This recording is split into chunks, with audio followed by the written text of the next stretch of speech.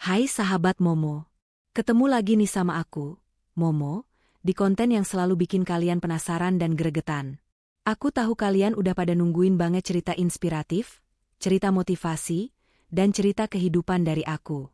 Nah, sebelum kita mulai, ayo bantu aku dulu dengan kasih like buat video ini. Jangan lupa subscribe dan nyalain lonceng notifikasinya ya. Oh iya, jangan lupa juga komen di bawah dengan format nama, asal kota, dan bilang, hadir. Aku pengen banget sapa kalian semua. Udah siap? Oke, kali ini, aku mau bongkar kisah yang bikin aku harus tarik semua fasilitas dan aset mewah. Gila banget pokoknya. Ini dia ceritanya. Aku tarik fasilitas mobil mewah, aset kekayaan, dan jabatan suami saat dia diam-diam nikah siri dengan pelakor sekretaris kantor. Kubuat mereka menderita tanpa ampun. Penasaran kan gimana ceritanya? Langsung aja kita mulai. Di tengah gemerlapnya ibu kota, kehidupan Lala tampak seperti cerita dongeng yang sempurna. Pagi itu, cahaya matahari menembus tirai sutra di kamar megah mereka, menyinari setiap sudut ruangan yang dihiasi dengan perabotan mewah dari Italia. Lala melangkah ke balkon, memandangi kolam renang pribadi di bawah sana. Suasananya begitu tenang, kontras dengan gejolak hati yang belakangan ini mulai ia rasakan. Sejak menikah dengan Dimas, seorang CEO muda yang sukses dan tampan, hidup Lala memang bagai ratu. Semua fasilitas terbaik ada di tangannya. Mobil mewah, perhiasan, tas branded, semua tinggal sebut. Tapi, ada satu hal yang hilang. Ia merasa seperti boneka porselen yang hanya dipajang. Dimas terlalu sibuk. Sangat sibuk sampai-sampai komunikasi di antara mereka hanya sebatas di meja makan, itu pun jika Dimas pulang tepat waktu. Sayang, kamu sudah bangun? Suara bariton Dimas memecah keheningan. Ia keluar dari kamar mandi, sudah rapi dengan setelan jas mahal. Rambutnya yang sedikit basah meneteskan wangi parfum maskulin yang sudah sangat familiar bagi Lala. Lala menoleh, senyumnya sedikit dipaksakan. Sudah, Mas. Kamu mau ke kantor sekarang? Ya. Ada rapat penting, jawab Dimas sambil memasang jam tangan Patek Philippe-nya. Matanya tak menatap Lala, fokusnya hanya pada arloji mahal itu. Mungkin aku akan pulang larut malam lagi. Kamu tidur duluan saja, jangan menungguku. Kalimat itu, lagi. Sudah berulang kali Dimas mengucapkannya dalam 2 bulan terakhir. Awalnya Lala menganggapnya wajar. Suaminya seorang CEO, wajar saja kalau sibuk. Tapi, ada sesuatu yang berbeda. Ada nada dingin yang terselip, seolah Dimas ingin buru-buru pergi dari rumah. Mas, apa kita tidak bisa sarapan bersama? Atau makan malam? Aku sudah memesan bahan-bahan favoritmu, pinta Lala dengan suara lembut, mencoba merangkul tangan Dimas yang hendak pergi. Dimas menepisnya dengan halus. Lain kali ya, sayang. Pekerjaan di kantor sedang menumpuk. Kamu bisa makan dengan mama atau papa nanti. Aku pergi dulu. Ia mengecup kening Lala sekilas, lalu bergegas keluar. Lala hanya bisa menatap punggung suaminya yang menghilang di balik pintu. Hatinya seperti diremas. Ia merasa sangat kesepian di istana mewahnya sendiri. Sejak awal pernikahan, keluarga Dimas memang tidak pernah menganggapnya lebih dari sekadar anak rumahan yang tidak tahu apa-apa soal bisnis. Bahkan, Dimas sendiri merahasiakan semua urusan perusahaannya dari Lala, seolah takut Lala akan mengganggu. Hari-hari Lala terasa hampa. Ia mengisi waktu dengan berbelanja, pergi ke salon, atau yoga. Tapi, semua itu tidak bisa mengisi kekosongan hatinya. Puncaknya, malam itu, Dimas pulang lebih larut dari biasanya. Ia masuk ke kamar dengan langkah hati-hati, seolah takut membangunkan Lala yang sudah berpura-pura tidur. Namun, Lala tidak tidur. Ia mencium aroma parfum yang berbeda. Wanginya manis, feminin, dan sangat asing. Bukan wangi parfum Lala, bukan juga wangi yang biasa dipakai oleh Dimas. Hati Lala berdenyut, sakit. Ia berusaha mengenyahkan pikiran buruk itu, tapi tidak bisa. Keesokan harinya, Lala memutuskan untuk memberanikan diri. Ia ingin pergi ke kantor Dimas, memberikan makan siang, sekaligus mengobati rasa rindu yang sudah lama tak terobati. Ia meminta sopir mengantarnya ke gedung perkantoran megah milik suami dan mertuanya. Selamat siang, Bu Lala. Sapa resepsionis dengan ramah. Apa ada janji? Tidak. Saya hanya ingin menemui suami saya. Tolong sampaikan saya sudah datang. Jawab Lala. Ia berusaha bersikap santai, padahal jantungnya berdebar kencang. Saat hendak naik lift, Lala melihat seorang wanita muda berambut panjang, cantik, dan berpakaian sangat modis. Wanita itu tampak akrab dengan para karyawan lain, dan menyapa mereka dengan senyum yang terlalu manis. Begitu wanita itu melihat Lala, senyumnya sedikit pudar, digantikan tatapan menyelidik. "Anda siapa?" tanya wanita itu dengan nada angkuh. "Saya Lala, istri Dimas," jawab Lala tegas. Mata wanita itu membelalak, lalu ia terkekeh kecil. "Oh, jadi Anda istri Bapak Dimas? Saya pikir lupakan saja. Maaf, saya Siska, sekretaris pribadi Bapak Dimas yang baru." Sikap Siska yang aneh membuat Lala tidak nyaman. Wanita itu sama sekali tidak menunjukkan rasa hormat, bahkan terlihat sedikit meremehkan. Pakaiannya yang minim dan tatapan matanya yang genit membuat Lala merasa ada yang tidak beres. Di dalam ruangan Dimas, Lala melihat meja yang dipenuhi tumpukan dokumen. Ia mencoba bertanya pada Dimas tentang sekretaris barunya, tapi Dimas langsung mengalihkan pembicaraan. "Dia profesional, kok. Pekerja keras," kata Dimas singkat. Percakapan mereka terasa hambar, bahkan Dimas terus-terusan melirik ponselnya.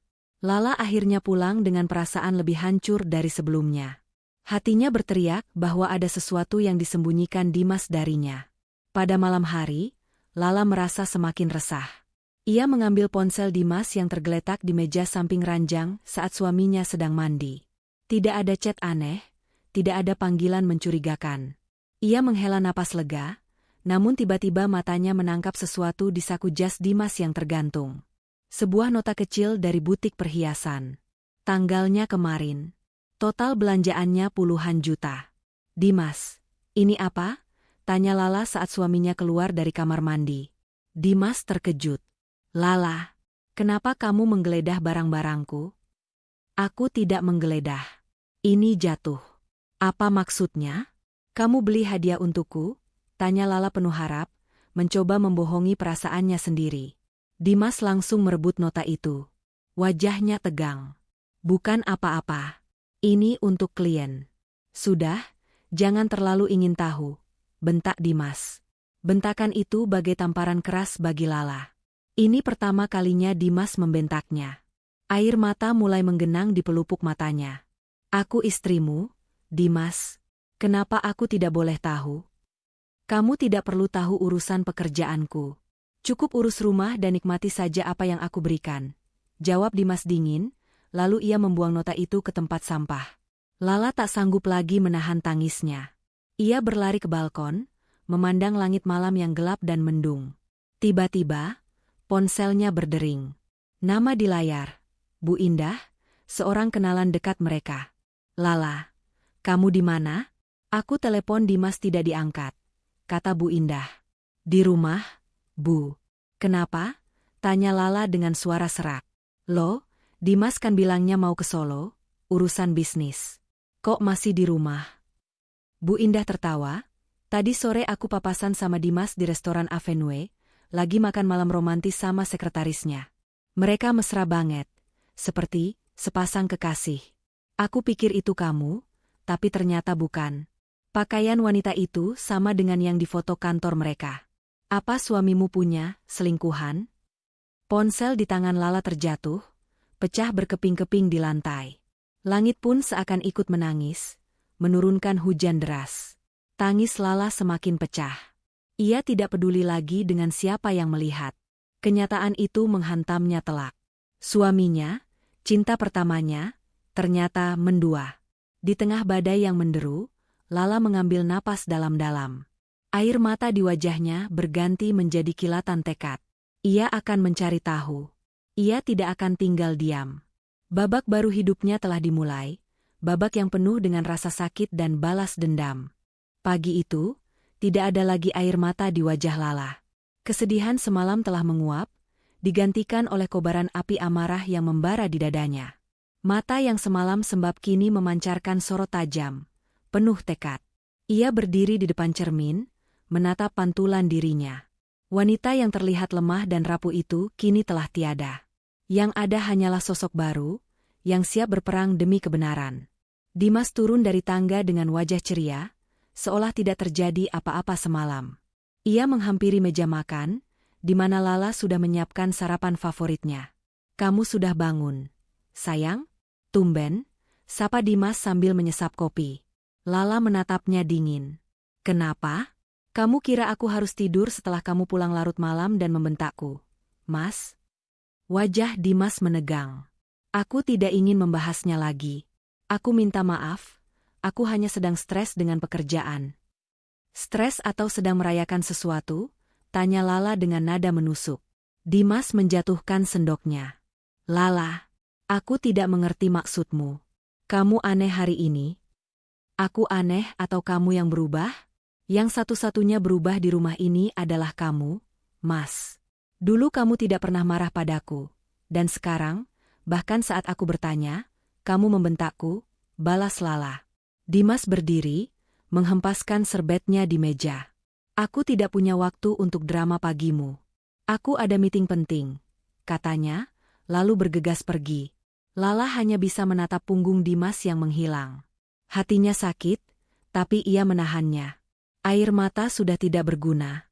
Yang ia butuhkan sekarang adalah bukti. Bukti tak terbantahkan untuk membungkam kebohongan Dimas. Ia meraih ponselnya yang pecah semalam, mengambil sisa kartu SIM-nya, dan memasukkannya ke dalam ponsel cadangan. Ia mulai mencari informasi. Bukan di internet, tapi lewat kontak-kontaknya. Lala tahu, untuk mendapatkan informasi yang akurat dan rahasia, ia harus memakai jasa yang sama rahasianya.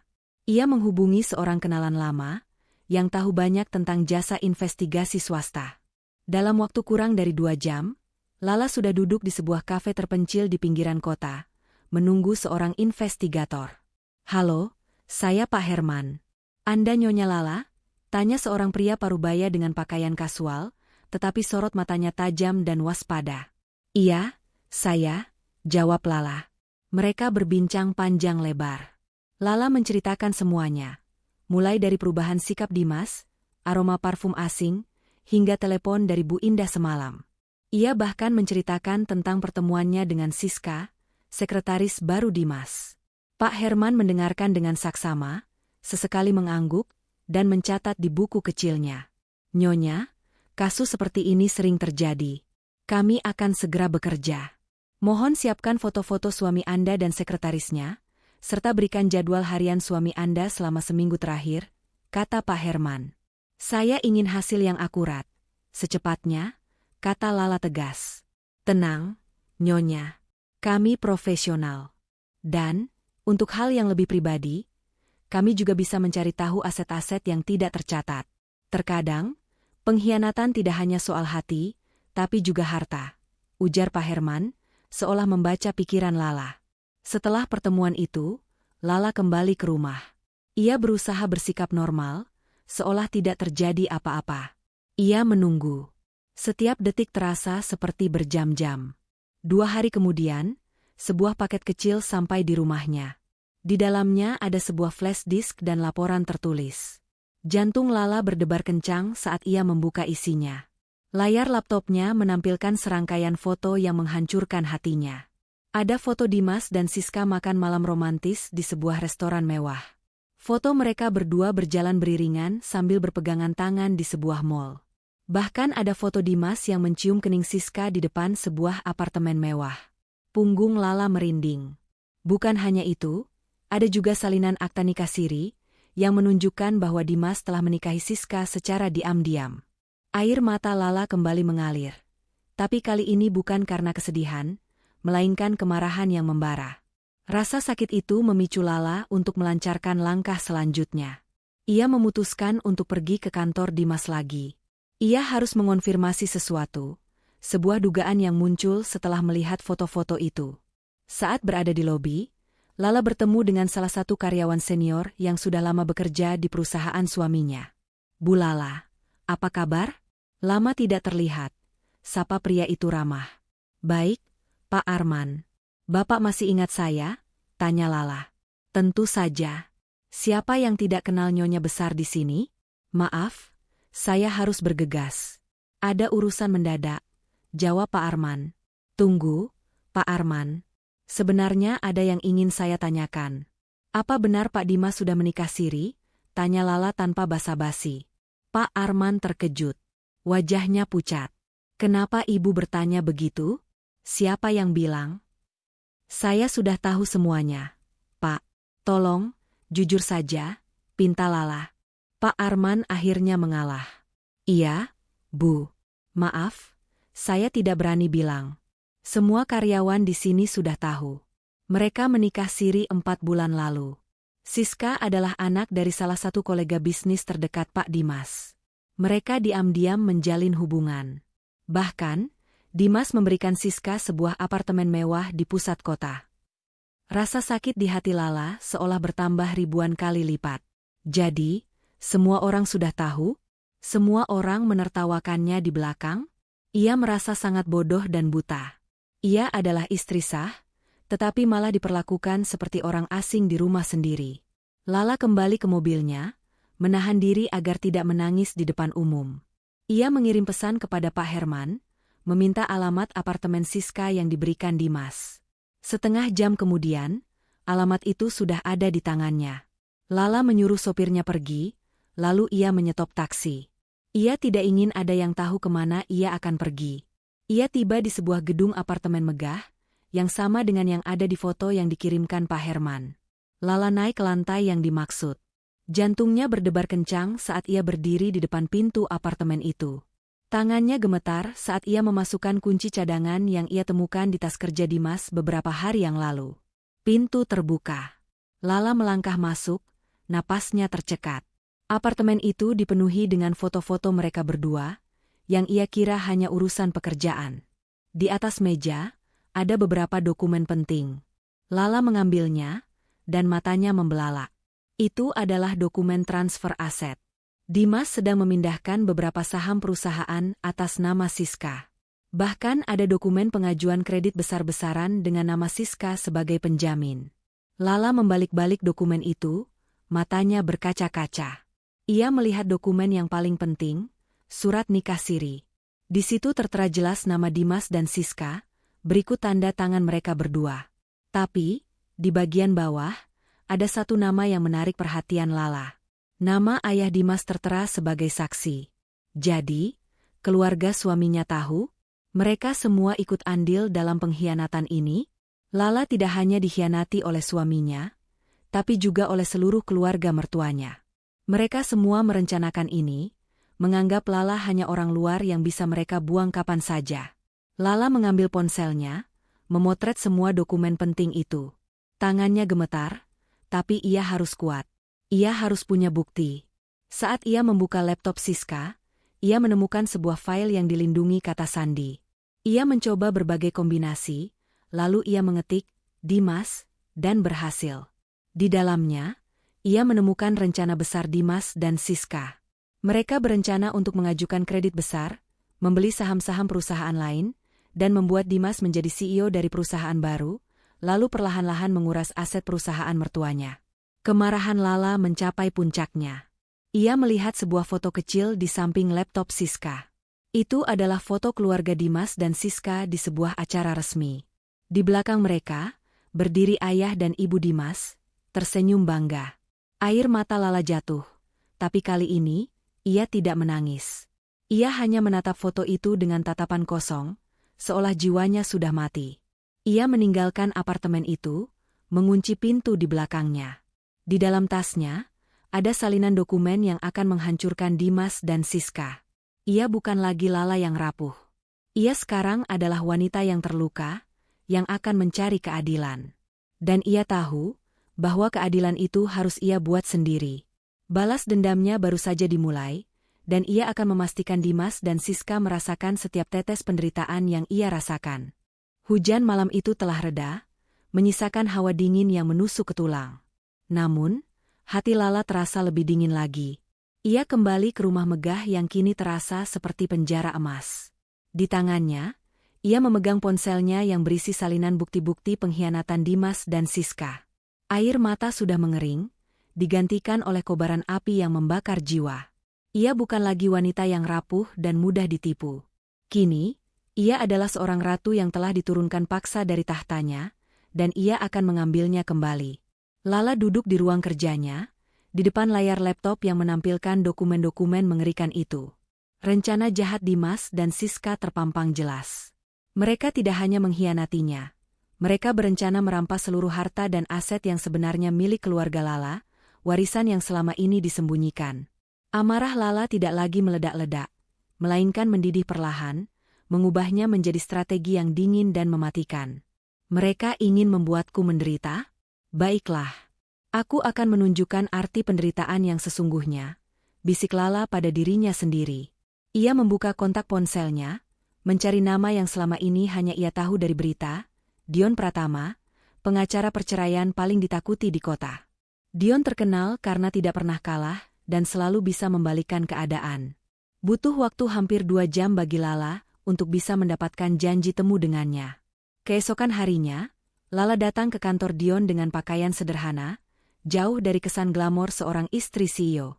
Ia duduk di seberang Dion, yang menatapnya dengan pandangan skeptis. Nyonya Lala, saya sudah tahu siapa Anda. Jujur saja, saya tidak punya waktu untuk kasus perceraian biasa, apalagi yang melibatkan orang-orang besar, kata Dion tanpa basa-basi. Lala tersenyum tipis. Ia meletakkan flash disk berisi semua bukti di atas meja. Saya tahu itu, Tuan Dion. Tapi, kasus saya tidak biasa. Ini bukan hanya tentang perceraian, ini tentang penipuan besar-besaran, penggelapan aset, dan pengkhianatan yang terstruktur. Saya datang dengan bukti, bukan hanya air mata. Dion mengambil flash disk itu, memasukkannya ke laptopnya, dan mulai membaca. Wajahnya yang semula angkuh perlahan berubah serius. Matanya membelalak saat ia melihat salinan surat nikah siri, lalu bergeser ke dokumen transfer aset dan rekaman CCTV dari apartemen Siska. Ia melihat foto-foto yang menunjukkan kedekatan Dimas dan Siska. Luar biasa, bisik Dion pelan. Saya tidak pernah melihat klien secepat dan seakurat ini dalam mengumpulkan bukti. Ini lebih dari cukup untuk membuat suami Anda mendekam di penjara. Itu belum cukup, kata Lala dingin. Saya tidak hanya ingin dia di penjara. Saya ingin dia merasakan apa artinya jatuh miskin. Saya ingin dia kehilangan semua yang dia banggakan. Saya ingin Siska merasakan hal yang sama.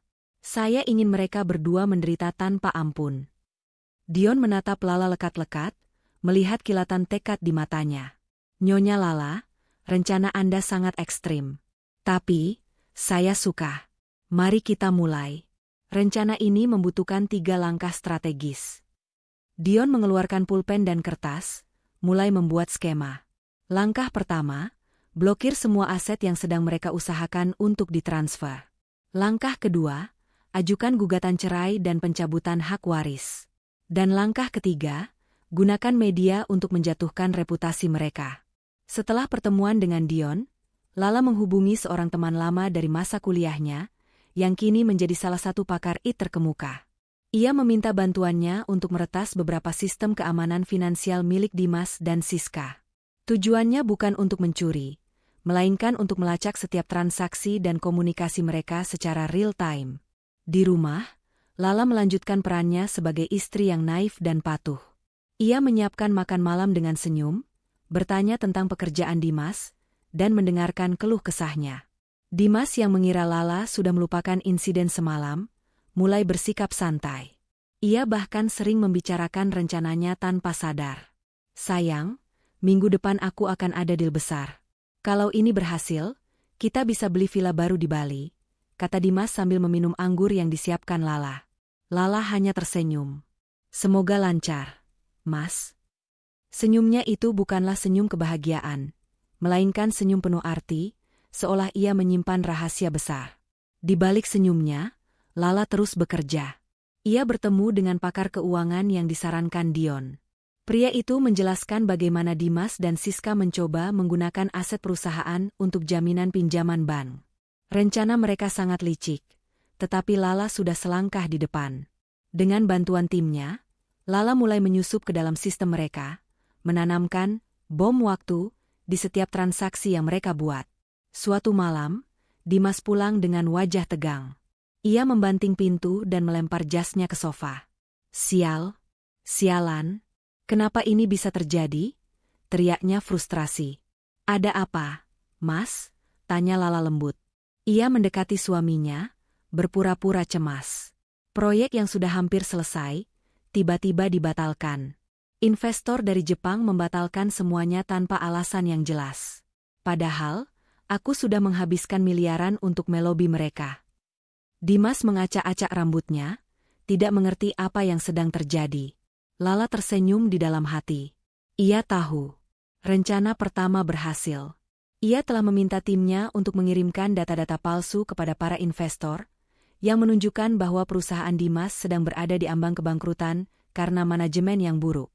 Tentu saja, itu adalah kebohongan yang disebarkan untuk memblokir langkah Dimas. Keesokan harinya, Dimas semakin putus asa. Ia mendengar kabar dari beberapa rekan bisnisnya, bahwa rencana mereka untuk merger dengan perusahaan lain juga gagal. Lala tahu, ini adalah ulah Pak Dion. Pengacara itu sudah mulai memainkan perannya, menyebarkan isu negatif tentang Dimas di kalangan pebisnis. Sayang, sepertinya ada yang tidak beres di kantor. Gumam Dimas. Aku merasa ada yang mencoba menjatuhkanku. Lala meletakkan tangannya di bahu Dimas. Jangan khawatir, Mas. Mungkin ini hanya cobaan. Kamu pasti bisa melaluinya. Tentu saja, Dimas tidak tahu bahwa orang yang mencoba menjatuhkannya adalah orang yang sedang menepuk bahunya. Lala mengamati setiap kepanikan Dimas dengan kepuasan yang tersembunyi. Ia menikmati setiap detik penderitaan suaminya. Ini baru permulaan. Lala menghubungi Dion lagi. Langkah selanjutnya, Tuan Dion. Saya ingin mereka jatuh lebih dalam lagi. Tentu, Nyonya. Saya sudah menyiapkan semuanya. Kita akan ajukan gugatan cerai dan pencabutan hak waris. Dan besok pagi, seluruh media akan mengetahui siapa Dimas yang sebenarnya. Jawab Dion dengan nada penuh kemenangan. Lala mengakhiri panggilan. Ia melirik Dimas yang tampak gelisah di ruang tamu. Ia tahu, suaminya tidak akan pernah menyadari bahwa kehancuran yang akan menimpanya adalah ulah sang istri yang selama ini dianggapnya bodoh dan naif. Lala menaiki tangga, meninggalkan Dimas dalam kebingungannya. Besok, semuanya akan berubah. Besok, penderitaan yang sesungguhnya akan dimulai. Dan ia, Lala, sang pewaris yang tersembunyi, akan menjadi saksi kehancuran mereka berdua. Pagi itu, langit di atas Jakarta terlihat cerah, seolah menyambut hari yang penuh dengan kehancuran. Lala terbangun di ranjang megahnya, bukan dengan perasaan takut, melainkan dengan ketenangan yang dingin. Ia memandang keluar jendela. Dari ketinggian, ia bisa melihat kerumunan wartawan sudah mulai berkumpul di gerbang rumahnya. Kamera-kamera mereka siap membidik. Ini adalah serangan pertama, dan Lala tahu, kehancuran akan segera dimulai. Di lantai bawah, Dimas baru saja terbangun. Ia menuruni tangga dengan wajah ceria, siap memulai hari kerjanya. Tapi, senyumnya langsung memudar saat ponselnya berdering tanpa henti. Telepon dari berbagai kolega dan investor masuk secara bergantian, semua dengan nada panik. Ia tidak mengerti. Mas, ada apa? Tanya Lala yang sudah menunggunya di ruang makan, senyum tipis terukir di bibirnya. Dimas tidak menjawab. Ia bergegas ke meja kerja, menyalakan laptopnya. Matanya membelalak, wajahnya pucat pasi. Layar laptopnya dipenuhi dengan berita utama dari semua media terkemuka. CEO Dimas Arga terlibat skandal nikah siri, diduga gelapkan aset perusahaan. Terungkap. Dimas dan sekretaris cantiknya menikah diam-diam, rencanakan pengurasan aset. Bisnis Dimas Arga diambang kehancuran, diduga penipuan skala besar. Dimas merasakan lututnya lemas. Ia tidak bisa bernapas. Ia tidak mengerti bagaimana semua informasi itu bisa bocor. Setiap detail, bahkan yang paling rahasia sekalipun, terpampang jelas di media massa. Nama Siska dan skandal mereka menjadi topik pembicaraan nomor 1. Kamu yang melakukannya? Tanya Dimas, menatap Lala dengan tatapan tidak percaya. Lala hanya tersenyum. Apa, Mas? Bukankah kamu yang sering bilang jangan ikut campur urusan bisnis? Aku hanya mengikuti saranmu. Dimas tidak percaya. Ia mengambil kunci mobil dan bergegas keluar. Ia ingin kabur, menenangkan diri. Tapi, ia terhenti di depan gerbang. Puluhan wartawan menyerbu, berebut melontarkan pertanyaan. Bapak Dimas, benarkah Anda menikahi sekretaris Anda? Apakah Anda akan menceraikan istri sah Anda, Nyonya Lala? Bagaimana dengan dugaan penggelapan aset perusahaan? Dimas berusaha menerobos kerumunan, tapi ia tak bisa. Ia berbalik, menatap Lala yang masih berdiri di teras rumah. Lala memberinya tatapan penuh kemenangan, seolah berkata, ini baru permulaan. Dimas akhirnya berhasil masuk kembali ke rumah. Ia duduk di sofa, kepalanya pusing. Ia mengambil ponselnya, mencoba menghubungi banknya, tapi semua panggilan masuk ditolak. Ketika ia akhirnya berhasil terhubung, ia mendengar kabar yang lebih mengejutkan. Maaf, Bapak Dimas. Seluruh rekening pribadi dan perusahaan Anda telah dibekukan atas perintah pengadilan. Semua aset Anda, termasuk properti dan kendaraan atas nama Anda, sudah disita. Ini adalah permintaan langsung dari kuasa hukum Nyonya Lala. Dimas menjatuhkan ponselnya. Tubuhnya ambruk di sofa. Seluruh kekayaannya, yang ia bangun dengan susah payah, kini menghilang begitu saja dalam sekejap mata. Ia merasa seperti kehilangan pijakan di tanah. Di saat yang sama, Siska juga mengalami kehancuran yang serupa. Ponselnya terus berdering, berisi cacian dan makian dari teman-teman dan keluarganya.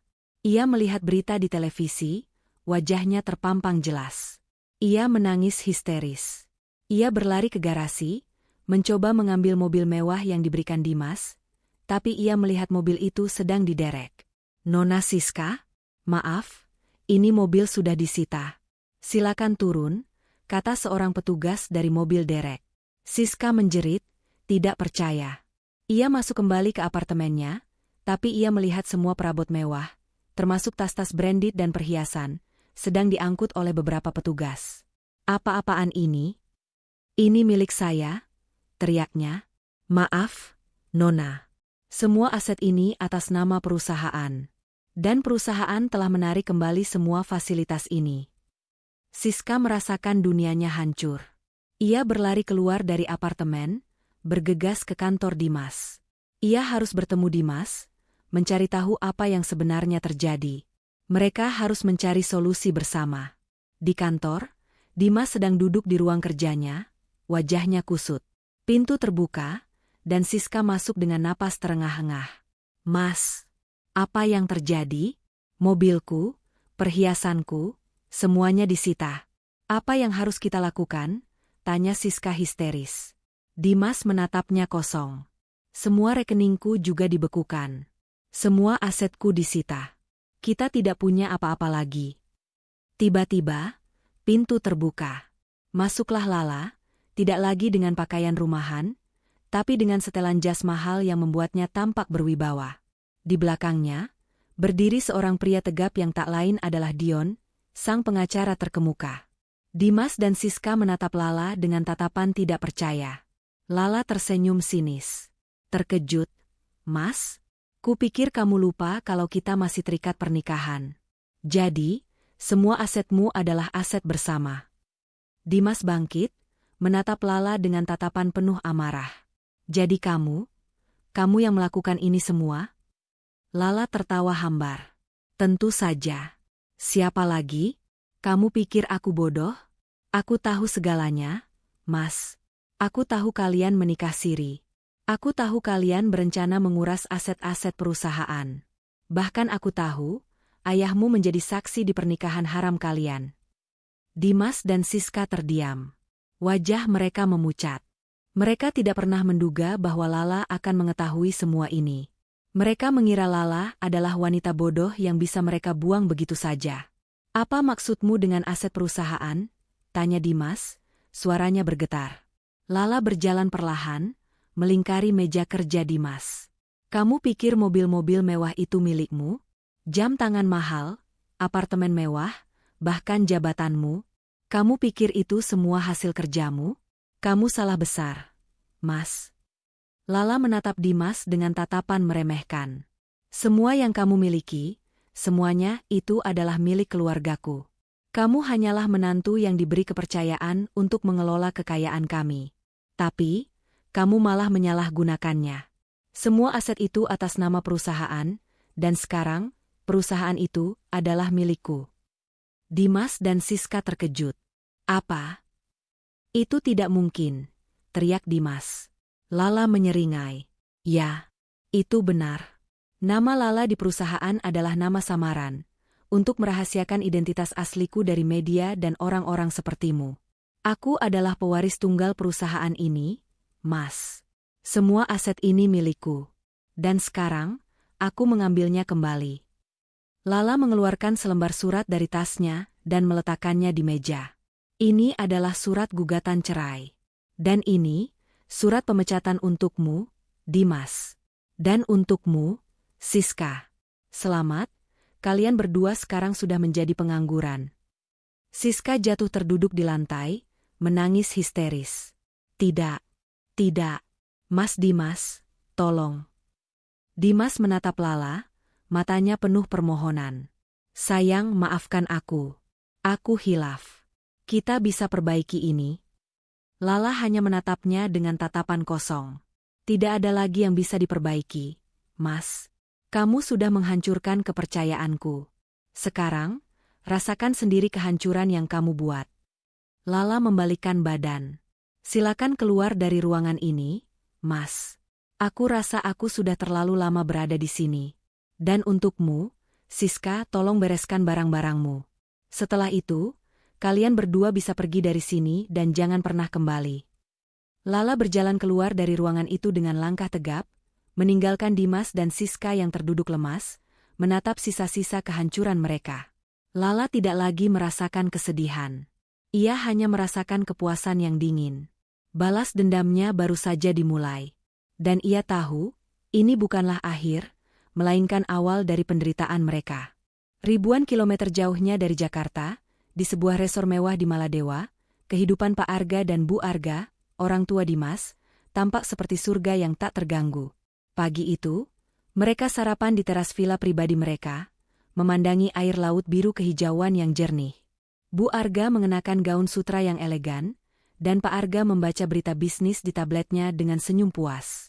Lihat, Papa, kata Bu Arga sambil membalik majalah. Ternyata villa kita ini adalah properti termewah di sini. Benar-benar sepadan dengan harganya. Pak Arga mengangguk bangga. Tentu saja. Kita pantas mendapatkan ini. Dimas sudah bekerja dengan sangat baik. Dia memang anak kebanggaan kita. Perusahaan kita semakin maju di tangannya. Mereka berdua tidak tahu, di saat yang sama, dunia yang mereka banggakan sedang hancur lebur di tangan sang pewaris yang sah. Mereka menikmati makan siang mewah, berjemur di bawah matahari, dan sorenya memesan perawatan spa di resor tersebut. Saat Pak Arga mengeluarkan kartu kredit untuk membayar, kartu itu ditolak.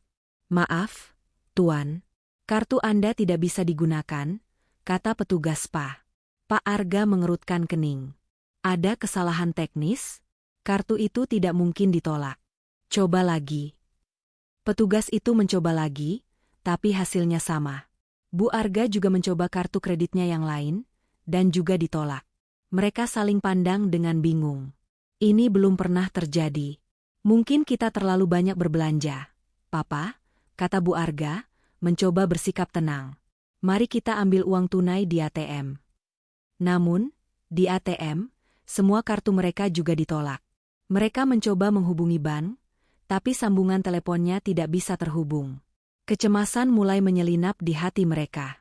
Mereka kembali ke villa, mencoba menghubungi Dimas. Panggilan mereka hanya masuk ke kotak suara, atau bahkan tidak terhubung sama sekali. Mereka mencoba menghubungi kantor, tapi tidak ada yang mengangkat. Kepanikan mulai merayap. Mereka adalah orang-orang berpengaruh, terbiasa mendapatkan apapun yang mereka inginkan. Situasi ini membuat mereka tidak berdaya dan bingung. Mereka menghubungi seorang kerabat yang ada di Jakarta, Bambang, yang biasa menjadi penghubung mereka. Bambang, apa yang terjadi di Jakarta? Kenapa ponsel Dimas tidak bisa dihubungi? Dan kenapa kartu-kartu kredit kami semua diblokir? Tanya Pak Arga dengan suara panik. Bambang terdiam sejenak di ujung telepon. Om, Tante, Saya tidak tahu harus mulai dari mana. Sebaiknya kalian segera pulang. Pulang? Kenapa? Tanya Bu Arga histeris. Katakan padaku apa yang terjadi. Apakah Dimas sakit? Atau ada masalah di kantor? Lebih buruk dari itu, Tante, jawab Bambang. Suaranya terdengar lelah. Berita di mana-mana. Skandal nikah siri Dimas. Media membongkar semua rahasianya. Semua aset keluarga kita, semuanya hilang. Nyonya Lala yang melakukannya. Dia adalah pewaris yang sesungguhnya. Kata-kata itu bagai petir yang menyambar. Pak Arga menjatuhkan ponselnya, wajahnya memucat. Tidak mungkin, bisiknya, tidak mungkin. Bu Arga mengambil ponsel itu, wajahnya pucat pasi. Apa maksudmu, Bambang? Lala? Istri Dimas yang bodoh itu? Dia tidak tahu apa-apa. Dia anak rumahan. Dia tidak punya kekuatan. Tante, Lala bukan anak rumahan. Dia adalah pewaris utama keluarga Gunawan. Dia merahasiakan identitasnya selama ini. Dia punya bukti. Dia punya kuasa. Dia sudah mengajukan gugatan cerai dan mencabut semua aset. Dimas dan Siska, mereka sudah dipecat. Mereka tidak punya apa-apa lagi. Perusahaan kita, Om, sudah jatuh ke tangan Lala, kata Bambang, suaranya bergetar. Bu Arga berteriak histeris, menjatuhkan dirinya ke sofa. Tidak. Ini tidak benar. Kamu pasti berbohong. Kamu iri dengan kekayaan kami. Tante, coba saja cek berita di internet. Semua ada di sana. Saya tidak bisa bicara lama-lama, Tante. Media sekarang juga mengejar keluarga kita, ujar Bambang sebelum akhirnya memutus panggilan. Pak Arga meraih tabletnya dengan tangan gemetar. Ia mencari berita, dan dalam sekejap, dunianya hancur. Foto Dimas dan Siska terpampang di mana-mana, diikuti berita tentang skandal nikah siri, penipuan, dan penggelapan aset. Matanya membaca setiap kata, merasakan setiap kalimat menusuk hatinya seperti belati. Dia melakukannya, bisik Pak Arga dengan suara yang nyaris tidak terdengar. Ia menatap Bu Arga yang sedang menangis terseduh-seduh. Dia menghancurkan kita. Anak kita. Bu Arga memeluk Pak Arga, menangis tak henti. Tidak mungkin, Papa. Aku tidak percaya. Dia bukan anak yang kita kenal. Anak kita tidak mungkin berbuat seperti itu. Mereka tidak bisa menikmati surga mereka lagi. Liburan yang seharusnya menjadi momen relaksasi berubah menjadi mimpi buruk. Mereka buru-buru mengemas barang-barang mereka, merasakan setiap detik terasa begitu berat. Mereka harus pulang. Mereka harus menghadapi kenyataan pahit yang sudah menunggu mereka di Jakarta. Mereka naik taksi ke bandara, wajah mereka tegang dan mata mereka kosong. Mereka tidak mengucapkan sepatah kata pun. Pikiran mereka dipenuhi dengan pertanyaan. Bagaimana ini bisa terjadi? Apa yang akan terjadi pada Dimas? Apa yang akan terjadi pada mereka? Di dalam pesawat, Bu Arga hanya bisa menangis dalam diam. Kita tidak punya apa-apa lagi, Papa. Segalanya sudah diambil. Semua. Bahkan uang sepeser pun kita tidak punya. Bagaimana kita bisa hidup? Pak Arga hanya bisa diam. Ia merasa lemas, tidak berdaya. Harga dirinya, reputasinya, dan seluruh kekayaannya, semuanya hilang dalam semalam. Lala tidak hanya menghancurkan Dimas, dia juga menghancurkan seluruh keluarga mereka. Pesawat mendarat di Jakarta. Mereka keluar dari bandara, disambut oleh gerimis yang menambah kesuraman hati mereka. Mereka menyetop taksi, dan saat taksi itu melaju, mereka melihat ke arah rumah mereka. Di depan gerbang, masih ada kerumunan wartawan yang menunggu. Mereka tidak berani pulang. Mereka tidak punya tempat lagi untuk pergi. Pak Arga menatap istrinya, lalu ia meraih ponselnya dan mencoba menghubungi seseorang. Halo, aku butuh bantuanmu sekarang. Kita dalam masalah besar. Mereka tidak tahu bahwa mereka akan menemukan diri mereka di tengah kehancuran, tanpa ada tempat untuk berlindung. Dan Lala, sang dalang dari semua ini, akan menyaksikan mereka jatuh.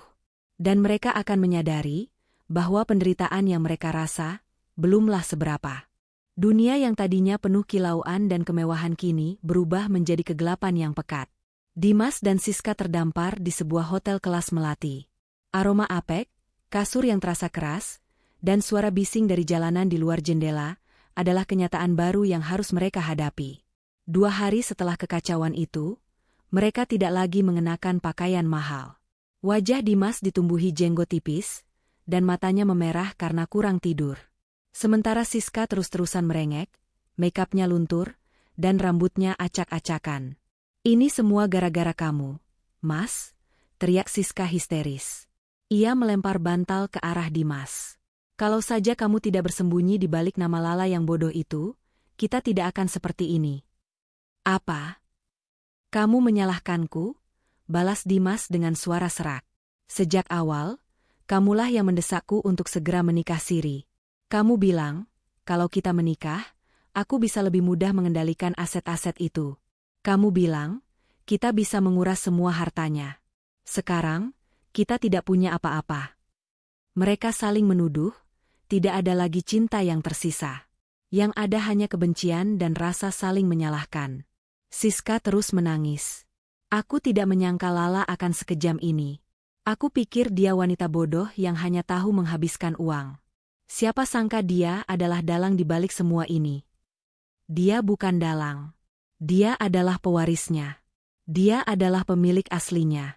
Kita yang bodoh," teriak Dimas, menendang kursi di dekatnya. Ia menundukkan kepala, memeganginya. Kepalanya terasa pusing.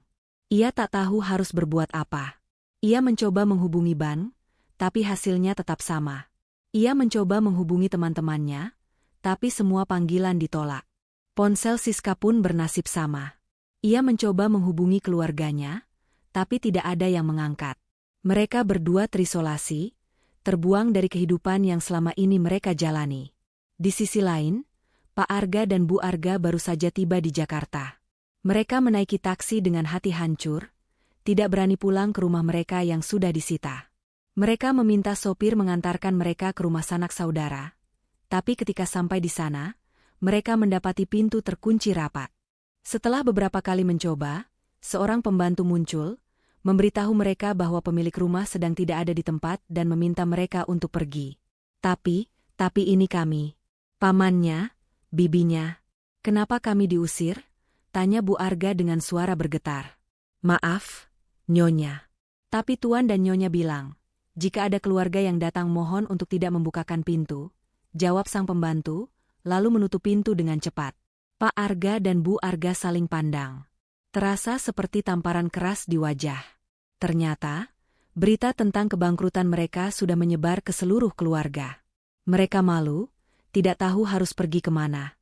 Pak Arga akhirnya meminta sopir taksi untuk mengantar mereka ke hotel yang sama tempat Dimas dan Siska tinggal. Di lobi hotel, Pak Arga melihat Dimas dan Siska yang duduk di sofa dengan wajah kusut. Ia tidak percaya bahwa anaknya, yang dulu sangat gagah dan berwibawa, kini terlihat begitu tak berdaya. Amarahnya memuncak. "Dimas, apa yang kamu lakukan?" teriak Pak Arga, suaranya menggema di lobi. Dimas dan Siska menoleh, terkejut melihat Pak Arga dan Bu Arga yang juga tampak kacau. "Papa, Mama, kenapa kalian di sini?" tanya Dimas. "Kenapa? Kenapa kamu bertanya kenapa?" bentak Pak Arga, berjalan mendekati Dimas. "Apa kamu tahu apa yang kamu lakukan? Kamu menghancurkan semuanya. Selama ini kita sudah membesarkanmu, memberikanmu segalanya, dan kamu membalasnya dengan kehancuran seperti ini." Bu Arga menangis, lalu menatap Siska dengan kebencian. "Dan kamu pelakor. Kamu yang merusak anakku. Kamu yang menghasutnya." "Tante, maafkan saya," bisik Siska, menundukkan kepalanya. "Tidak ada maaf untukmu. Kamu sudah menghancurkan hidup anakku. Kamu menghancurkan keluarga kami," teriak Bu Arga histeris. Pertengkaran itu menjadi tontonan bagi para tamu hotel. Pak Arga menarik tangan Dimas dengan kasar. "Ayo ikut Papa. Kita bicara di kamar." Di dalam kamar yang sempit, pertengkaran mereka berlanjut. Pak Arga menampar Dimas dengan keras. "Kenapa kamu bodoh sekali? Kamu tahu siapa Lala? Kenapa kamu tidak pernah memberitahuku soal pernikahan siri itu?" Aku minta maaf, Pak. Aku tidak tahu Lala adalah pewarisnya, jawab Dimas, air matanya mengalir. Tentu saja kamu tidak tahu. Karena kamu terlalu sibuk dengan wanita ini. Pak Arga menunjuk Siska dengan marah. Pak, Siska tidak salah. Kita yang salah. Kita semua salah, teriak Dimas. Di tengah kekacauan itu, seorang petugas hotel datang, membawa sebuah paket. Maaf, ini ada surat untuk Bapak Dimas, katanya. Dengan tangan gemetar, Dimas membuka surat itu. Itu adalah surat dari firma hukum Dion Pratama, pengacara Lala. Isinya membuat mereka berempat terdiam. Surat itu menjelaskan secara rinci semua tuduhan yang akan mereka hadapi. Penipuan, penggelapan aset, dan pelanggaran kontrak. Dituliskan juga bahwa gugatan cerai Lala telah diajukan, dan semua aset mereka, termasuk rumah, mobil, dan rekening bank, sudah sah menjadi milik Lala. Di bagian paling bawah, ada tulisan tangan yang singkat, tetapi menusuk. Ini hanya permulaan. Ini bukan tentang uang. Ini tentang rasa sakit. Aku harap kalian menikmati hidup baru kalian. Tulisan itu tidak ditandatangani, tapi mereka tahu, itu dari Lala. Dimas menjatuhkan surat itu, air matanya mengalir deras. Ia tidak hanya kehilangan harta, tetapi juga harga dirinya, keluarganya, dan kehidupannya yang dulu sempurna. Mereka berempat, yang tadinya adalah keluarga terhormat dan kaya, kini hanya sekelompok orang yang putus asa, terkurung di kamar hotel kecil, tanpa harapan, tanpa masa depan. Mereka menyadari, penderitaan yang Lala janjikan, benar-benar nyata. Dan ini, baru permulaan. Ancaman kebangkrutan yang mereka hadapi, hanyalah pintu gerbang menuju penderitaan yang tak terbayangkan. Bau apek dan pengap di kamar hotel itu, terasa seperti racun bagi keluarga yang dulunya terbiasa hidup dalam kemewahan. 3 hari setelah kehancuran total, Dimas dan Siska masih di sana, bersama dengan Pak Arga dan Bu Arga yang terpaksa menumpang. Hubungan mereka, yang dulu terjalin karena kepentingan dan kebanggaan, kini hancur lebur, digantikan oleh rasa saling menyalahkan dan kebencian. Siska duduk di sudut kamar, merenggut. Aku tidak bisa hidup seperti ini. Aku butuh udara segar, aku butuh makanan enak. Aku tidak mau makan mie instan lagi. Rengeknya. Dimas menatapnya dengan pandangan kosong. Ia terlalu lelah untuk berdebat. Hidupnya, yang dulu penuh dengan rapat penting dan keputusan besar, kini hanya tentang mencari cara untuk membeli sebungkus rokok. Diamlah, Siska. Ini semua salahmu, bisiknya dengan suara serak. Salahku? Teriak Siska. Kamu yang bodoh.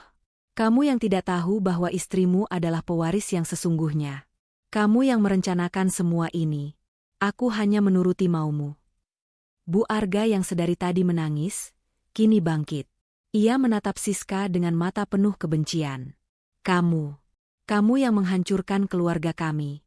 Kamu yang menghasut anakku. Jika saja kamu tidak datang di hidupnya, ini tidak akan terjadi. Cukup, teriak Pak Arga. Wajahnya tampak lebih tua dari biasanya. Rambutnya memutih, dan sorot matanya yang dulu tegas kini terlihat lemas. Kita tidak akan mendapatkan apa-apa dengan saling menyalahkan. Kekayaan kita sudah habis. Reputasi kita sudah hancur. Kita tidak punya siapa-siapa lagi. Mereka semua terdiam. Tidak ada yang bisa membantah. Mereka telah diisolasi, dijauhi oleh semua orang yang dulu mereka sebut teman. Dimas hanya bisa menatap pantulan dirinya di cermin yang berembun, tidak mengenali dirinya sendiri. Dulu, ia adalah CEO yang dihormati, kini ia hanya seorang pria putus asa yang tidak punya apa-apa. Ia teringat akan wajah Lala, saat ia membentaknya, saat ia mengatakan bahwa ia hanya wanita rumahan yang tidak tahu apa-apa. Betapa bodohnya ia. Pak Arga berjalan mondar-mandir di ruangan sempit itu, otaknya terus berpikir. Ia tahu ada satu-satunya cara yang paling memalukan, tetapi satu-satunya cara untuk keluar dari kehancuran ini. Ia berhenti, menatap putranya. Dimas, panggilnya. Papa sudah punya ide. Ide apa lagi, Pak? Kita sudah hancur. Tidak ada ide yang bisa menyelamatkan kita, jawab Dimas dengan nada putus asa. Ada. Satu-satunya cara adalah, kita harus menghubungi Lala. Semua orang di ruangan itu terkejut. Bu Arga langsung protes. Tidak, Papa. Harga diri kita masih ada. Kita tidak bisa memohon padanya. Setelah semua yang dia lakukan. Pak Arga menatap istrinya dengan tatapan dingin. Harga diri? Apalagi yang tersisa, Mama? Kita tidak punya uang sepeser pun. Kita tidak punya rumah. Kita tidak punya siapa-siapa. Kita harus menelan ludah kita sendiri. Lala adalah satu-satunya harapan kita. Dimas terdiam. Ia tidak bisa membayangkan harus menelepon Lala dan memohon ampun. Itu adalah hal yang paling memalukan yang pernah ia bayangkan. Tapi, ia tahu Pak Arga benar. Aku akan meneleponnya, kata Pak Arga dengan suara bergetar. Ia mengambil ponselnya, mencari nomor Lala yang dulu ia hapus. Ia menemukan nomor itu di buku telepon lama yang kebetulan ia bawa. Tangannya gemetar saat ia memencet tombol. Jantungnya berdebar kencang. Ia tidak tahu apakah Lala akan mengangkatnya atau tidak. Di ujung telepon yang lain, Lala sedang duduk di ruang kerjanya. Kini, ruang itu benar-benar menjadi miliknya. Ia sedang meninjau laporan keuangan perusahaan, mengenakan pakaian kerja yang elegan dan berwibawa. Ponselnya berdering, dan sebuah nama asing muncul di layarnya. Lala mengerutkan kening, lalu mengangkatnya. Halo, suara Lala terdengar dingin dan profesional. Lala, ini Papa. Papa mertuamu. Suara Pak Arga terdengar serak dan rendah. Lala terdiam sejenak. Ia tahu ini adalah panggilan darurat yang ia nantikan. Ia meletakkan laporan keuangannya, duduk tegak di kursinya. Ada apa, Pak? Saya tidak punya urusan lagi dengan Anda. Lala, dengarkan Papa dulu. Papa dan Mama di sini, kita semua, kita hancur. Kita kehilangan segalanya. Papa tidak tahu Dimas sudah melakukan ini. Papa sangat menyesal. Tolong berikan kami kesempatan untuk bicara. Kami mohon. Suara Pak Arga memohon, diiringi isak tangis dari Bu Arga di belakangnya. Lala hanya terdiam, mendengarkan. Ia bisa mendengar semua penderitaan dalam suara mereka. Ia bisa mendengar kepanikan, ketidakberdayaan, dan penyesalan. Selama ini, ia hanya bisa membayangkan hal ini terjadi, dan sekarang, ia mendengarnya langsung.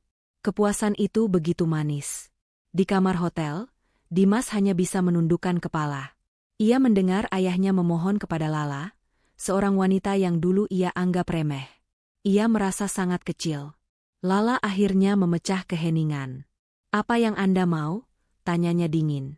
Kami ingin bertemu denganmu, Lala. Kami ingin meminta maaf. Kami ingin tahu apa yang bisa kami lakukan untuk mengembalikan semuanya. Dimas sangat menyesal. Dia sudah menjadi orang lain, kata Pak Arga. Lala tersenyum sinis. Menyesal? Apakah penyesalan bisa mengembalikan semua yang sudah saya rasakan? Apakah penyesalan bisa menghapus luka yang sudah kalian berikan kepada saya? Tentu saja tidak. Tapi kami mohon, kami tidak punya apa-apa lagi. Lala, kami tahu kamu adalah orang baik. Tolong beri kami kesempatan. Mohon Pak Arga lagi. Lala menghela napas panjang. Ia mengambil keputusan. Ini adalah bagian dari rencananya, untuk melihat mereka berlutut di hadapannya. Baik. Saya akan memberikan kalian kesempatan. Wajah Pak Arga berseri-seri. Terima kasih, Lala. Terima kasih banyak. Di mana kita bisa bertemu? Di kantor saya. Besok, jam 10 pagi, jawab Lala. Dan datanglah hanya berempat. Jangan coba-coba membawa pengacara atau siapapun. Jika kalian berani melakukannya, saya tidak akan segan-segan untuk membawa masalah ini ke jalur hukum yang lebih jauh. Saya punya semua bukti. Kalian tahu itu. Tentu, Lala. Tentu saja. Kami tidak akan melakukan itu. Kami hanya ingin bicara, kata Pak Arga. Lala hanya diam, lalu ia menutup teleponnya. Ia menatap ponsel di tangannya, merasakan kepuasan yang luar biasa. Ia telah berhasil. Mereka akan datang padanya, menundukkan kepala, memohon ampun.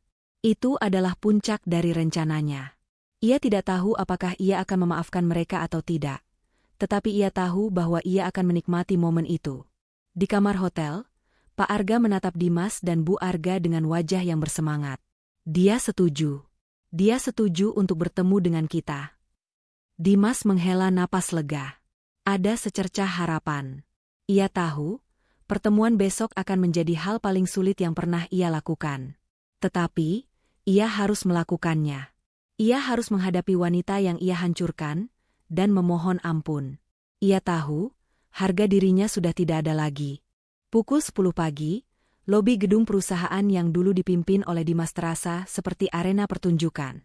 Dimas, Siska, Pak Arga, dan Bu Arga tiba, bukan lagi dengan mobil mewah dan pengawal, melainkan dengan taksi, mengenakan pakaian sederhana yang tidak bisa menyembunyikan wajah mereka yang kusut dan lelah. Mereka melangkah dengan kepala tertunduk, malu. Ini adalah pertama kalinya mereka kembali ke tempat yang dulu mereka sebut milik mereka. Tetapi sekarang mereka datang sebagai tamu yang tidak diundang, memohon belas kasihan. Seorang staf wanita yang mereka kenal dulu dengan ramah menuntun mereka ke lift pribadi, yang dulu hanya bisa digunakan oleh Dimas. Suasana di dalam lift terasa mencekam, dipenuhi keheningan yang canggung. Mereka tahu, di ujung lift ini, Lala menunggu. Pintu lift terbuka, dan mereka diantar ke sebuah ruangan yang megah dan luas. Sebuah meja panjang dari kayu jati solid mendominasi ruangan. Di belakangnya, kursi CEO yang besar dan mewah tampak kosong. Dari jendela, terlihat pemandangan kota Jakarta yang membentang luas, seolah seluruh kota ada di genggaman orang yang duduk di kursi itu.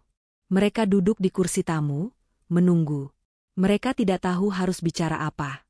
Rasa tegang memenuhi udara. Tidak lama kemudian, pintu terbuka. Masuklah Lala.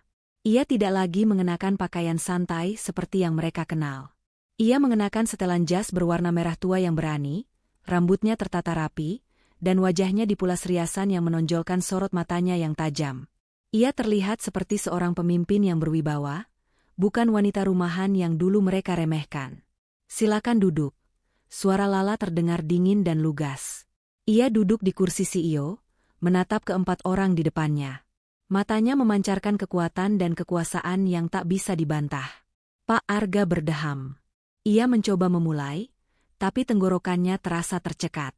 Ia menunduk. Lala, kami datang untuk meminta maaf. Kami tidak menyangka semua ini bisa terjadi. Kami semua sangat menyesal. Menyesal? Kata Lala, nada suaranya datar. Apa yang membuat kalian menyesal? Karena kalian tertangkap? Atau karena kalian sudah kehilangan segalanya? Pertanyaan itu menusuk, membuat Pak Arga tak bisa menjawab. Dimas mengangkat kepalanya, menatap Lala dengan mata penuh penyesalan. Lala, aku minta maaf. Aku tahu aku sudah keterlaluan. Aku tidak hanya menghancurkanmu, tapi aku juga menghancurkan keluargaku. Aku mohon, berikan kami kesempatan untuk memperbaiki semuanya. Memperbaiki? Lala terkekeh sinis. Apa yang bisa diperbaiki, Mas? Apa yang kamu hancurkan bukan hanya harta, tapi juga kepercayaanku. Dan itu tidak akan pernah bisa diperbaiki. Lala berdiri, berjalan perlahan mengelilingi meja. Aku tidak hanya bicara tentang pengkhianatanmu, Mas. Aku juga bicara tentang kebohongan yang selama ini kalian semua sembunyikan. Lala berhenti, menatap Pak Arga dan Bu Arga. Kalian pikir aku hanya wanita bodoh yang bisa kalian buang kapan saja? Kalian pikir Dimas benar-benar membangun perusahaan ini dari nol? Wajah Pak Arga dan Bu Arga memucat. Mereka tahu, ada sesuatu yang disembunyikan Lala dari mereka. Selama ini, kalian beranggapan bahwa Dimas adalah CEO hebat, pewaris tunggal, dan kalian berhak atas semua kekayaan ini, kata Lala. Kenyataannya, kalian hanya pengelola. Kalian hanya pengurus harta yang sebenarnya bukan milik kalian. Apa maksudmu? Tanya Pak Arga, suaranya bergetar. Lala mengambil napas dalam-dalam. Inilah momen yang ia tunggu-tunggu. Momen untuk mengungkapkan kebenaran yang selama ini tersembunyi. Ayahku bukanlah pebisnis yang biasa-biasa saja. Nama Gunawan adalah nama samaran. Nama aslinya adalah Pratama Wijaya. Dia adalah seorang investor kelas dunia. Perusahaan yang kalian anggap sebagai milik kalian, hanyalah bagian kecil dari asetnya. Semua kekayaan yang kalian nikmati, mobil-mobil, rumah, perhiasan semuanya adalah milik keluargaku. Dan aku adalah pewaris tunggalnya. Seketika, ruangan itu terasa sunyi. Dimas dan keluarganya menatap Lala dengan tatapan tidak percaya. Mereka merasa seperti dunia mereka berputar. Selama ini, mereka bangga karena memiliki perusahaan besar, tapi ternyata mereka hanya orang suruhan. Ayahku adalah seorang jenius yang suka menyembunyikan identitasnya, lanjut Lala. Dia tidak ingin kekayaan kami menjadi sorotan. Dia ingin aku hidup normal, jauh dari intrik dunia bisnis. Jadi, dia menyerahkan manajemen perusahaan ini kepada ayahmu, Pak Arga. Dia percaya bahwa kalian bisa mengelolanya dengan baik, demi masa depan kami. Dan kalian malah menyalahgunakannya. Pak Arga menundukkan kepalanya, tidak bisa berkata-kata. Ia merasa seperti pecundang. Selama ini, ia bangga karena bisa membangun perusahaan yang besar, tapi ternyata ia hanyalah pengurus dari kekayaan orang lain. Bu Arga menangis. Air matanya bukan lagi karena kesedihan, melainkan karena rasa malu yang teramat dalam. Siska berdiri, menatap Lala dengan amarah yang membara. Jadi selama ini kamu menipu kami? Kamu berpura-pura menjadi wanita bodoh? Lala menatap Siska dengan dingin. Aku tidak menipu. Aku hanya menjalani hidup yang aku inginkan. Kamu yang bodoh, Siska. Kamu pikir kamu bisa mendapatkan segalanya dengan cara yang curang? Kamu salah besar. Apa yang kamu dapatkan, itu semua bukan milikmu. Dan sekarang, aku mengambilnya kembali. Lala kembali ke mejanya, mengambil sebuah amplop besar. Ia melemparkannya di depan Dimas. Di dalam sana, ada dokumen yang kamu butuhkan. Surat perceraian dan surat pemecatanmu. Lala menatap Dimas dengan tatapan kosong. Dulu, aku mencintaimu. Aku percaya padamu. Tapi kamu menginjak-injak semua itu. Kamu menganggapku bodoh, menukar cintaku dengan uang dan nafsu. Dan sekarang, kamu tidak punya apa-apa lagi. Kamu bukan siapa-siapa. Dimas menatap Lala, air mata membasahi wajahnya. Ia tidak lagi membantah. Semua yang dikatakan Lala benar. Ia merasa sangat bodoh. Ia menukar permata asli dengan kaca. Lala mengambil napas dalam-dalam. Aku tidak akan memenjarakan kalian. Reputasiku juga akan tercemar. Tapi, aku akan memastikan kalian tidak akan pernah bisa kembali ke kehidupan yang dulu. Seluruh aset kalian sudah disita, dan kalian tidak bisa mengajukan gugatan balik. Aku punya semua bukti yang kuat. Ini adalah kesempatan terakhir kalian. Lala menatap mereka satu persatu. Pergilah. Dan jangan pernah kembali. Ini adalah pertemuan terakhir kita. Keempatnya bangkit. Tidak ada lagi keangkuhan, tidak ada lagi kebencian. Yang ada hanya rasa malu dan penyesalan yang mendalam. Mereka berjalan keluar dari ruangan itu dengan langkah gontai, meninggalkan Lala yang duduk di kursinya, seorang diri, di tengah ruangan yang dipenuhi kekuasaan dan kekayaan. Lala akhirnya mendapatkan apa yang ia inginkan. Kemenangan. Tapi ia tahu, jalan yang harus ia tempuh masih panjang.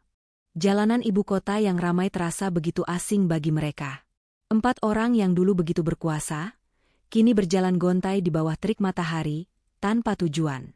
Perasaan mereka kosong, seolah jiwa mereka telah dicabut. Semua yang mereka banggakan, semua kebohongan yang mereka bangun, telah runtuh di tangan wanita yang selama ini mereka remehkan. Nama Lala kini menjadi kata yang paling menakutkan bagi mereka, simbol dari kehancuran total. Setelah meninggalkan kantor Lala, mereka tidak tahu harus pergi kemana.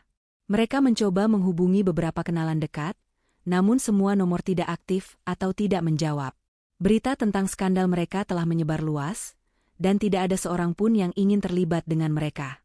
Mereka adalah aib, cemoohan bagi masyarakat kelas atas. Di sebuah gang sempit, Siska menjerit. Aku tidak tahan lagi. Aku tidak mau hidup seperti ini. Aku butuh uang. Aku butuh rumah.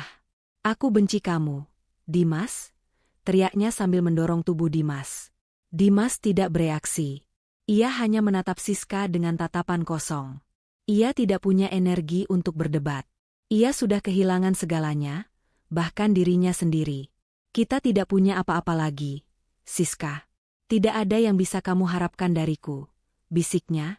Siska menampar wajah Dimas dengan keras. Kamu pembohong. Kamu bilang kita akan hidup bahagia, kamu akan memberikan segalanya. Sekarang, aku tidak punya apa-apa. Semua teman-temanku menghinaku. Pertengkaran mereka menjadi tontonan bagi para pejalan kaki. Pak Arga dan Bu Arga hanya bisa menunduk. Malu. Mereka tidak bisa lagi menahan rasa putus asa. Bu Arga mendekati Dimas dan Siska, mencoba memisahkan mereka. Sudah. Hentikan. Kalian berdua sama-sama salah. Sekarang kita harus mencari cara untuk bertahan hidup. Bertahan hidup? Hidup seperti apa? Ma? Kita tidak punya uang sepeser pun. Kita tidak punya tempat untuk pergi. Semua yang kita punya, sudah diambil olehnya. Dimas menunjuk ke udara, seolah menunjuk Lala yang kini hidup bahagia di istananya. Siska akhirnya memutuskan untuk pergi. Aku tidak bisa lagi bersama kalian. Aku tidak mau hidup seperti ini. Aku akan kembali ke rumah orang tuaku. Aku benci kalian semua. Teriaknya, lalu berlari pergi, menghilang di tengah keramaian. Dimas tidak mengejar. Ia hanya menatap punggung Siska yang menjauh, merasakan sedikit pun rasa sakit. Hubungan mereka, yang dibangun di atas kebohongan dan ketamakan, hancur dengan cepat saat diuji oleh penderitaan. Kini, hanya tersisa Dimas, Pak Arga, dan Bu Arga. Mereka duduk di bangku taman, kelelahan. Pak Arga memegang kepalanya. Aku tidak percaya ini. Semua kerja keras kita, semua yang kita bangun hancur begitu saja. Hanya karena satu kebodohanmu, Dimas. Pak, aku minta maaf, aku tidak tahu. Bisik Dimas dengan suara serak. Pak Arga menatap Dimas dengan tatapan dingin. Kamu tidak tahu? Atau kamu pura-pura tidak tahu? Kamu terlalu sombong, Dimas. Kamu pikir kamu bisa melakukan apa saja. Kamu pikir kamu bisa menipu semua orang. Tapi kamu lupa, orang yang paling kamu remehkan adalah orang yang paling berkuasa. Dimas terdiam. Ia memejamkan mata, memikirkan kembali semua kenangan dengan Lala. Ia teringat bagaimana Lala selalu menyiapkan sarapan favoritnya, bagaimana Lala selalu menunggunya pulang, dan bagaimana Lala selalu tersenyum lembut, meskipun ia sering acuh. Lala tidak pernah memintanya untuk berbuat apa-apa, ia hanya ingin cinta dan perhatian. Tapi, Dimas mengabaikannya. Ia sibuk mengejar harta dan nafsu, sampai ia melupakan hal yang paling berharga. Ia teringat sebuah hari ulang tahunnya. Lala memberinya sebuah album foto, berisi foto-foto mereka dari awal pacaran hingga menikah. Ia tidak melihatnya. Ia hanya menaruhnya di laci, sibuk dengan ponsel dan pekerjaannya. Ia bahkan tidak memeluk Lala saat itu, hanya mengucapkan terima kasih dengan singkat. Sekarang, ia rela memberikan segalanya untuk kembali ke hari itu, untuk melihat senyum tulus Lala lagi. Di sisi lain, Siska kembali ke rumah orang tuanya, hanya untuk menemukan pintu terkunci. Orang tuanya sudah pergi, meninggalkan pesan singkat bahwa mereka malu dan tidak ingin bertemu dengannya. Siska menangis, duduk di trotoar, merasa sangat sendirian. Tidak ada yang peduli padanya. Ia teringat Lala, yang selalu memiliki keluarga yang peduli dan setia. Ia teringat bagaimana Lala selalu tampak bahagia, meskipun hidupnya sederhana. Ia menyadari, kebahagiaan sejati tidak bisa dibeli dengan uang, dan ia telah menghancurkannya untuk selamanya. Dimas dan orang tuanya mencoba mencari pekerjaan, tapi tidak ada perusahaan yang mau menerima mereka. Nama mereka sudah tercemar. Mereka mencoba meminjam uang, tapi semua bank menolak. Mereka terpaksa tinggal di sebuah losmen kumuh, tidur di kasur yang sudah lusuh. Suatu malam, Dimas melihat foto Lala di koran bisnis. Lala terlihat begitu berwibawa, elegan, dan penuh senyum. Ia diwawancarai tentang kesuksesan perusahaannya. Dimas membaca setiap kata, merasakan setiap kalimat menusuk hatinya. Ia melihat senyum Lala dan menyadari, itu adalah senyum yang tulus. Senyum yang tidak pernah ia lihat lagi sejak ia mengkhianatinya. Dimas menangis, menutupi wajahnya. Ia tidak hanya kehilangan harta, tapi ia juga kehilangan cintanya, harga dirinya, dan keluarganya. Pak Arga dan Bu Arga telah memutuskan untuk kembali ke kampung halaman, meninggalkan Dimas sendirian. Kami tidak bisa lagi menanggung malu ini, Dimas. Maaf. Kamu harus hadapi ini sendiri, kata Pak Arga saat mereka berpisah. Kini, Dimas benar-benar sendirian. Di tengah malam yang dingin, ia duduk di trotoar, memandangi langit. Ia teringat janji Lala, aku akan membuat kalian menderita tanpa ampun. Ia menyadari, Lala telah berhasil. Ia tidak hanya mengambil harta, tapi juga menghancurkan jiwa mereka. Penyesalan yang ia rasakan tidak akan pernah berakhir. Itu adalah hukuman terberat baginya. Ia memikirkan kembali semua yang telah ia lakukan, semua kebohongan yang ia ucapkan, semua kepercayaan yang ia hianati. Ia merindukan Lala. Bukan Lala yang berkuasa dan kaya raya, tetapi Lala yang sederhana, yang mencintainya dengan tulus.